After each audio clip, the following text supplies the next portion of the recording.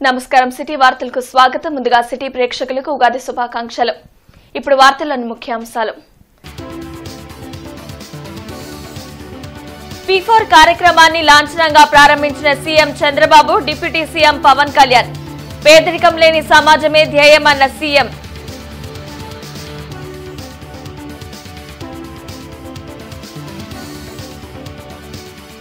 ఘనంగా విశ్వవసునామ సంవత్సర ఉగాది వేడుకలు. హార్డ్ వర్క్ కంటే స్మార్ట్ వర్క్ అవసరం, ముఖ్యమంత్రి చంద్రబాబు వెల్లడి.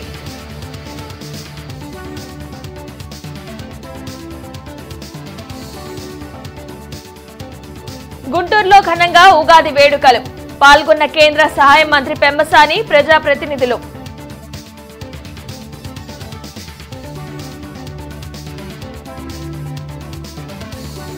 పేద మెరిట్ విద్యార్థులకు దాతలు అండగా నిలవాలి. తులసి సీట్స్ ఆధ్వర్యంలో 30 లక్షల రూపాయల స్కాలర్షిప్స్ ను అందించిన పెమ్మసాని. మార్గదర్శి బంగారు కుటుంబం నినాదంతో పబ్లిక్ ప్రైవేట్ పీపుల్ పార్ట్నర్షిప్ గా P4 కార్యక్రమాన్ని కూటమి ప్రభుత్వం ప్రతిష్టాత్మకంగా తీసుకుంది. వెలగపూడి సచివాలయం సమీపంలో నిర్వహించిన కార్యక్రమంలో CM Chandrababu, deputy CM Pawan Kalyan P4 కార్యక్రమాన్ని లాంఛనంగా ప్రారంభించారు. పేదల్ని ధనికులు దత్తత తీసుకుని వారికి అండగా నిలవడమే ఈ కార్యక్రమం ముఖ్య ఉద్దేశం.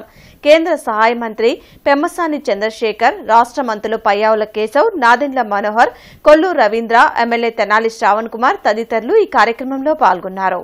లాంచ్ చేస్తారు. P4 పోర్టల్ లాంచ్ చేయాల్సిందిగా కోరుతున్నాను.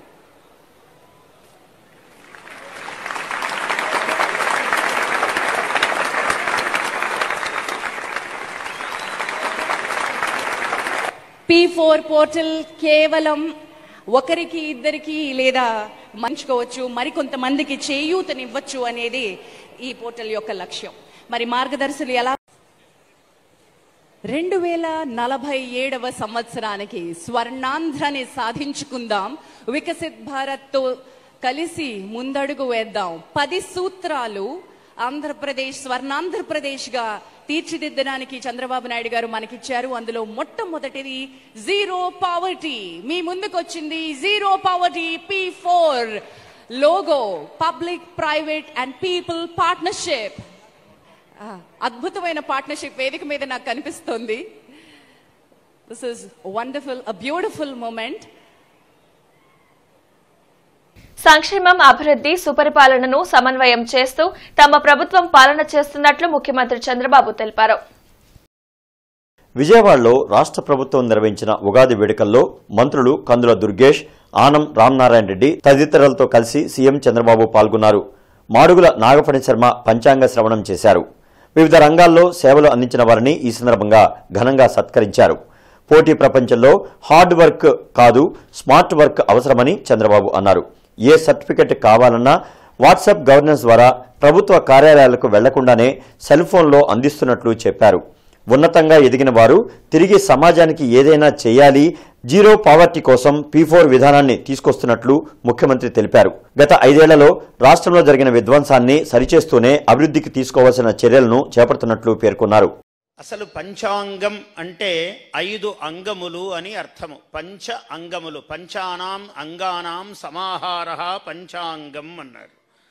ఏమిటి పంచాంగము? తిథి, వార, నక్షత్ర, యోగ, కరణములు. మన వాళ్ళు చాలా మహాత్ములు, ఋషులు కాలమును దర్శించారు. అఖండమైనటువంటి ఒక చేలాంచలము కాలము. ఎవరూ కొలవలేము, ఎవరూ ఇంతింతని చెప్పలేము, కానీ చెప్పాలి. అటువంటి కాలమును మహాయుగాలుగా, యుగాలుగా, సంవత్సరాలుగా, అయనములుగా, మాసములుగా, పక్షములుగా, తిథులుగా, ఘడియలుగా, నిమేషములుగా ఇలా రూపాన్ని దిద్దారు కాలం. ఈ ప్రభుత్వం 9 నెలల నుంచి మీరు చూస్తే ఏ నిర్ణయం తీసుకున్నా పీపుల్ ఫస్ట్, ప్రజలు ముందు అనే నినాదంతో ముందుకు పోతున్నాం. అందుకని అనేక కార్యక్రమాలు ఇప్పటికే తీసుకున్నాం. ఒక పక్క సంక్షేమం, ఒక పక్క అభివృద్ధి, ఒక పక్క సుపరిపాలన. ఈ 3 కూడా సమన్వయం చేసుకుంటూ ఎక్కడికక్కడ ఏం చేస్తే బాగుంటుందో అవన్నీ చేస్తూ ముందుకు పోతున్నాం. వాట్సాప్ గవర్నెన్స్ తీసుకొచ్చాం. మీరు ఏ ఆఫీసుకు పోయే పని లేదు. ఒకప్పుడు ఎన్టీ రామారావు గారు ముఖ్యమంత్రిగా ఉన్నప్పుడు అధికార వికేంద్రీకరణ కోసం మండలాలు తీసుకొచ్చాం. నేను ముఖ్యమంత్రి అయిన తర్వాత మళ్ళీ గ్రామాలకు పోవాలనే ఉద్దేశంతో ప్రజల వద్దకు పాలన ప్రవేశపెట్టాం. ఇప్పుడు మీ చేతుల్లోనే పాలన ఉంది. మీ సెల్ ఫోన్లోనే మీకు ఏం కావాలన్నా జరిగే పరిస్థితి వస్తుంది. శ్రీ విశ్వావసు నామ సంవత్సర ఉగాది వేడుకలు వెంకటేశ్వర విజ్ఞాన మందిరంలో జిల్లా యంత్రాంగం ఆధ్వర్యంలో ఘనంగా జరిగాయి. ఎమ్మెల్యేలు Naseer Ahmed, Bola Ramanjaneyulu, in charge mayor Sajeela, commissioner Puli Srinivasulu, Lidcap chairman Manikyarao, పలువురు కార్పొరేటర్లు, కూటమి నాయకులు, అధికారులు పాల్గొన్నారు. రాష్ట్రం సుభిక్షంగా ఉండాలని, కూటమి ప్రభుత్వ పాలనలో ప్రజలు సంతోషంగా ఉండాలని నేతలు ఆకాంక్షించారు.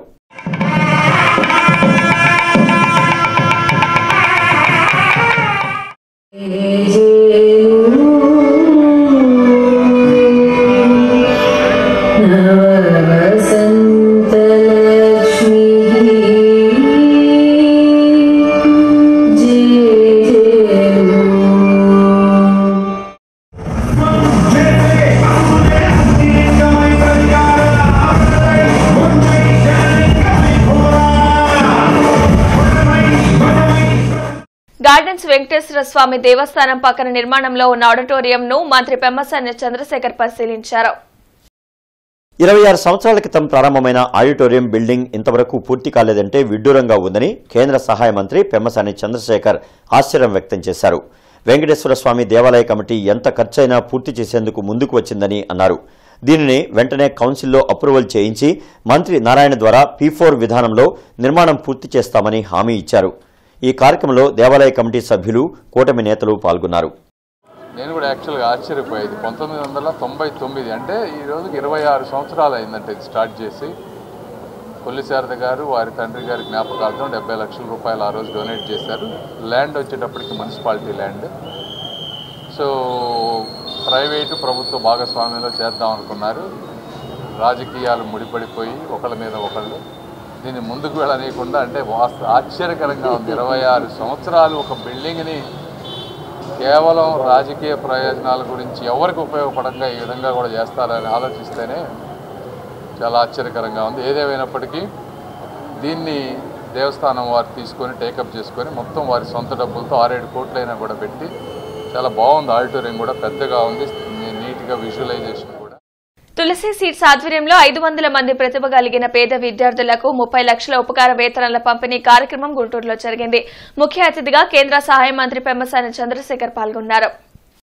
శుభం కన్వెన్షన్లో Srikrishnadevaraya aid for poor and underprivileged trust ద్వారా ప్రతిభ కలిగిన పేద విద్యార్థులకు స్కాలర్షిప్లు పంపిణీ చేశారు. తులసి రామచంద్ర ప్రభు ఎంతో కష్టపడి ఈ స్థాయికి చేరుకున్నారని మంత్రి పెమ్మసాని చంద్రశేఖర్ తెలిపారు. జీజీహెచ్ అభివృద్ధి కోసం 8 కోట్లు ఇచ్చి తమ దాతృత్వం చాటుకున్నారని అన్నారు. 500 మందికి 30 లక్షల స్కాలర్షిప్లు పంపిణీ చేస్తున్న తులసి రామచంద్ర ప్రభును మంత్రి అభినందించారు. అనంతరం తులసి రామచంద్ర ప్రభు మాట్లాడుతూ ఈ స్కాలర్షిప్లు పంపిణీ గత 30 సంవత్సరాలుగా చేస్తూ నేటికి 36,000 మంది విద్యార్థులకు 22 కోట్లు పంపిణీ చేశామని అన్నారు. ఎంతో మంది కృష్ణదేవరాయ ట్రస్ట్ ద్వారా సహాయ సహకారాలు అందజేస్తున్నారని అన్నారు. 2022, 23, 24 సంవత్సరాల్లో దరఖాస్తు చేసుకున్న వారందరికీ 30 లక్షలు పంపిణీ చేశామని తెలిపారు. ఈ కార్యక్రమంలో బీజేపీ నాయకులు తులసి యోగేష్, కృష్ణ చైతన్య, అంకిరెడ్డి రంగారావు, డాక్టర్ శేషయ్య, తిమ్మిశెట్టి నారాయణ, టీవీరావు తదితరులు పాల్గొన్నారు. ఎంపీగా అయిన తర్వాత గుంటూరు జనరల్ హాస్పిటల్ చాలా ప్రాబ్లమ్స్లో ఉంటే దాదాపుగా 5-6 సంవత్సరాల క్రితం బిల్డింగ్లన్నీ ఒక ఫ్లోర్ వేసి 2 ఫ్లోర్లు వేసి అన్నీ ఆగిపోయి ఉన్నాయి. అంటే ఎక్కువ మంది మీరు వెళ్ళి ఉండకపోవచ్చు, ఇక్కడికి వెళ్తే తెలుస్తుంది.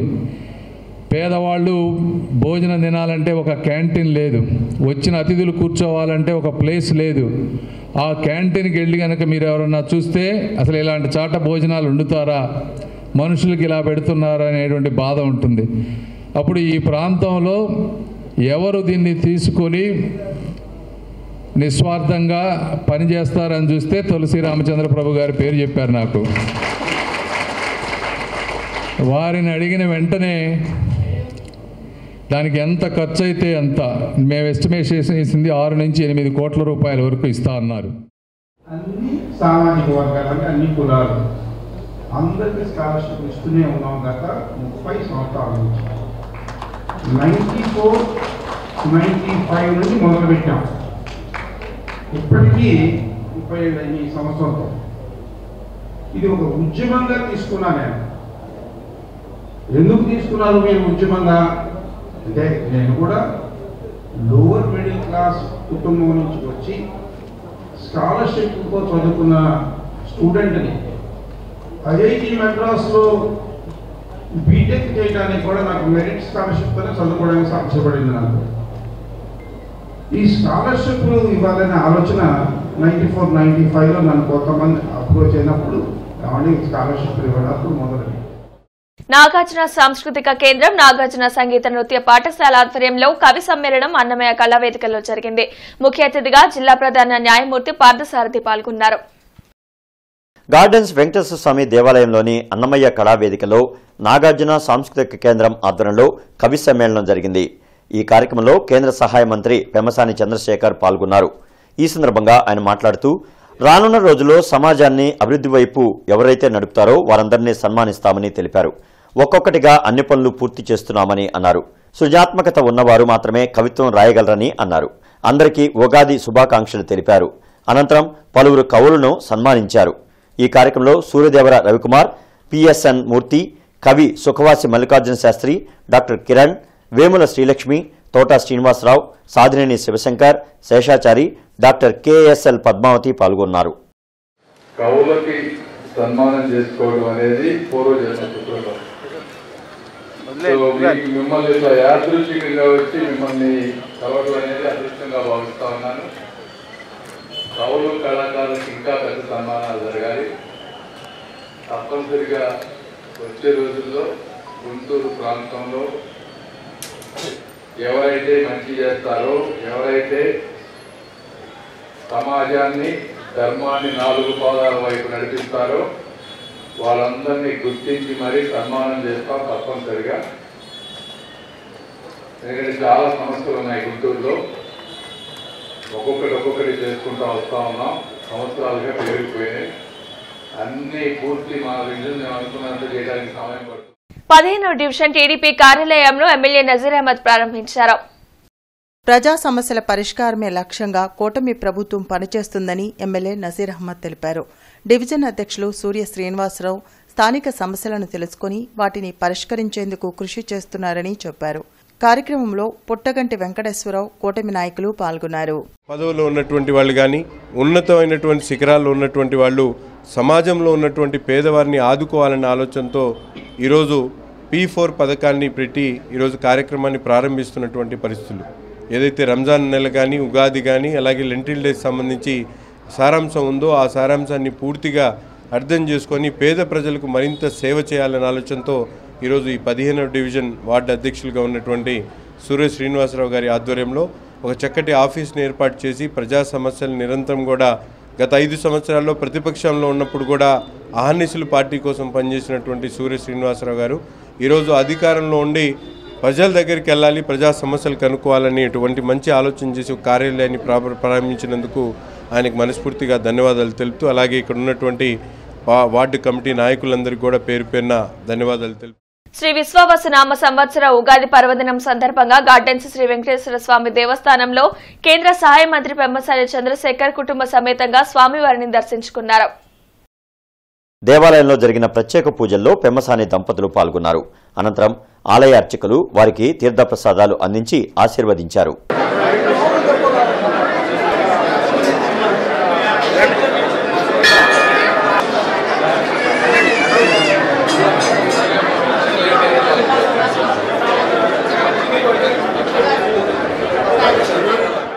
శ్రీ విశ్వావసునామ సంవత్సరంలో ప్రజలు సంతోషంగా ఉండాలని మాజీ ఎమ్మెల్యే మస్తాన్ వలి ఆకాంక్షించారు. గుంటూరు తూర్పు నియోజకవర్గంలోని పలు దేవాలయాల్లో మస్తాన్ వలి ప్రత్యేక పూజలు నిర్వహించారు. ప్రజల మధ్య విద్వేషాలు రెచ్చగొట్టేవారిని దేవుడు సన్మార్గంలో నడిపించాలన్నారు. కార్యక్రమంలో రత్తయ్య, కిరణ్, రామకృష్ణ, విజయ్, శ్రీను, కోటి తదితరులు పాల్గొన్నారు.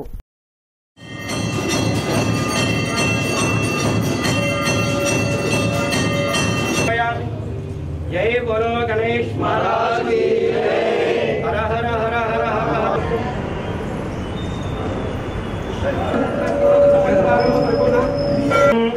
तस्मै अनुग्रहेण सुखजीवन अनुग्रह सिद्धिरस्तु उन्नत स्थान उन्नत केत अधिकार योग्यता बल सिद्धिरस्तु परिपूर्ण आरोग्यता नूतन संवत्सर आरंभ परिपूर्ण अनुग्रहेण सर्वदा सर्वकार्य दिग्विजयावृद्धिरस्तु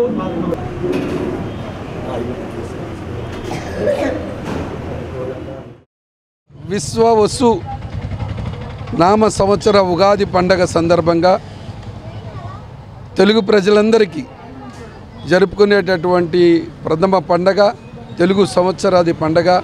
ఈ పండగ సందర్భంగా తెలుగు ప్రజలందరికీ సుఖశాంతులు కలగాలని, ఏదైతే ఉగాది పండగ సందర్భంగా పచ్చడి రూపములో తీపి వగరు మరి రకరకాలైనటువంటి రుచులతో ఏ విధంగా ఉంటుందో జీవితం కూడా అదే విధంగా ఉంటుందనేటటువంటి పెద్దల విశ్వాసం, వేదాలు చెప్పినటువంటి ఆలోచన.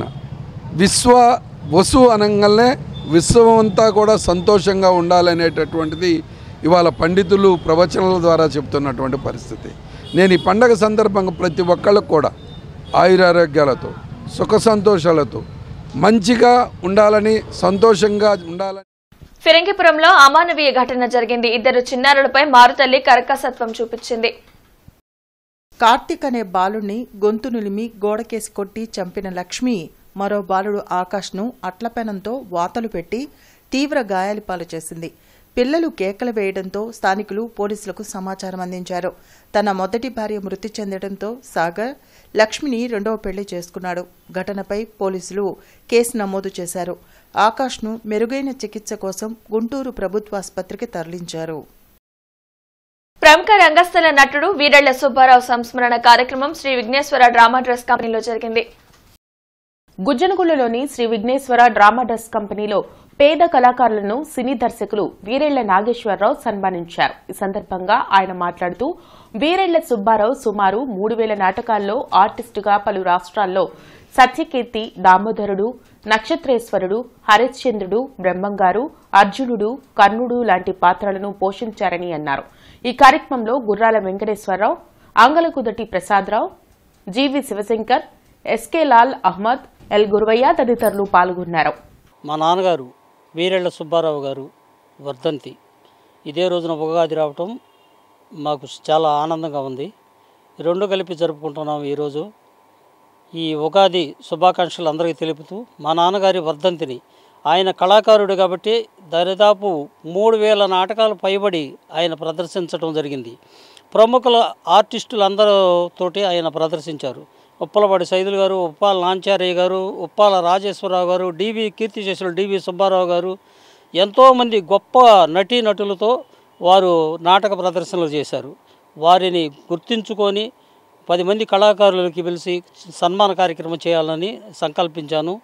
అంతేకాకుండా కొంతమంది పేద కళాకారులకి, పేదలకి అన్నదాన కార్యక్రమం ఈరోజు చేస్తాను. కళని నమ్ముకొని తన జీవిత ప్రయాణం అంతా కళకి అంకితం చేసి పరమపదించారు. అలాంటి కళాకారుడు కడుపున పుట్టిన వీరెళ్ల నాగేశ్వరరావు గారు ఆ తండ్రిని నడిపించిన బాటలో నడుస్తూ ఆ తండ్రి పేరుతోటి ప్రతి సంవత్సరం కళాకారులను గుర్తుంచుకొని కళాకారులకు ఇతోధికంగా ఏదో సేవ చేస్తూ తన తండ్రిని గుర్తు చేసుకొని ఇలాంటి కార్యక్రమాలు జరుపుతున్నాడు. ఈ వార్త ఇంతటితో సమాప్తం. నమస్కారం.